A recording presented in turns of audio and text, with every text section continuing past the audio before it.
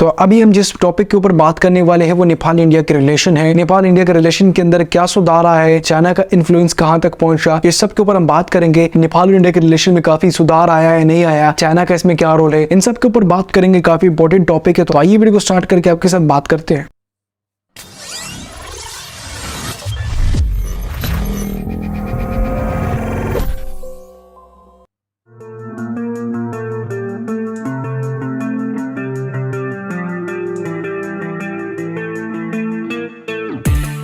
नेपाल में नई सरकार प्रचंड के नेतृत्व में आई और ये नई सरकार चीन की भाषा बोल रही है।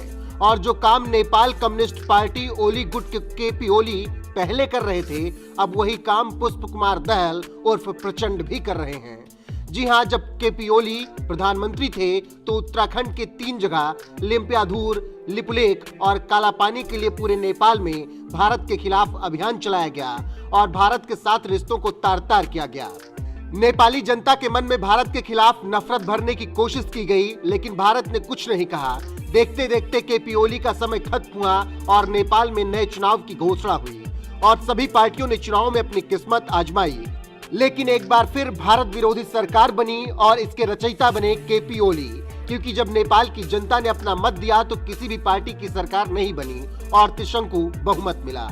फिर जोड़ तोड़ की राजनीति शुरू हुई। उसके बाद नेपाल के 2 साम्यवादी पार्टियां, नेपाली कम्युनिस्ट पार्टी ओली गुट और नेपाली कम्युनिस्ट पार्टी प्रचंड गुट ने हाथ मिलाकर सत्ता पर कब्जा कर लिया। फिर क्या था, चीन का खुशी का ठिकाना नहीं रहा और अब सरकार फिर से एक बार भारत और नेपाल के रिश्ते को तार तार कर रही है। जानकार कह रहे हैं कि ओली प्रचंड पैसे की लालच में और सत्ता का सुख भोगने के लिए आदिकाल के रिश्ते को तहस नहस कर रहे हैं। लेकिन भारत अब भी संयम बरते हुए है। खबरों की माने तो नई सरकार ने उत्तराखंड की 3 जगह लिम्पियाधूर, लिपुलेख और कालापानी के लिए एक रेजुलेशन पास किया और कहा है कि ये स्थान नेपाल के हैं और भारत ने कब्जा किया है। ऐसे में इसे भारत से छीन कर नेपाल में मिलाया जाए। अभी यही चल रहा था कि एक बड़ा धमाका हुआ और भारत ने चीन की चाल को रोक दिया। आप जानते ही हैं कि पोखरा में चीन की मदद से एयरपोर्ट बना, लेकिन चीन ने इसका क्रेडिट खुद ही ले लिया। इस पर नेपाल के पीएम नाराज हो गए और चीन की चाल बदल गई। अब यही चल ही रहा था कि भारत ने एक बड़ी चाल चलकर हलचल पैदा कर दी है। जी हां, खबरों की माने तो भारत और चीन के बीच जंग का मैदान बने नेपाल में मोदी सरकार ने ड्रैगन की नापाक साजिश को करारा जवाब दिया है। भारत ने रक्सौल काठमांडू रेल लाइन के लिए फाइनल लोकेशन सर्वे तेज कर दिया है। उसके बाद काठमांडू तक रेल चलाने का रास्ता साफ हो जाएगा। चीन ने अब केरुंग काठमांडू रेलवे लाइन की संभावना की जांच के लिए अध्ययन शुरू कर दिया है।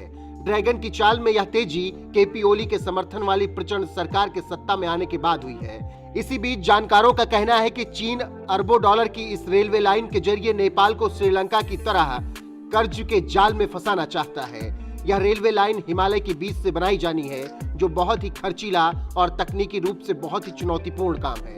यही नहीं, रेलवे लाइन बनने के बाद उसे चलाए रखने में करोड़ों रुपए का खर्च आएगा। चीन यह railway line belt and road परियोजना के तहत बनाना चाहता है, जिसका पूरा खर्च वो नेपाल से वसूलना चाहता है। इसी बीच नेपाल सरकार चाहती है कि चीन उसे लोन की जगह आर्थिक मदद दे। इसके लिए चीन तैयार नहीं हो रहा है और काठमांडू पोस्ट की माने तो नेपाल में रेल दौड़ाना भारत और चीन के बीच नाक का सवाल बन गया है।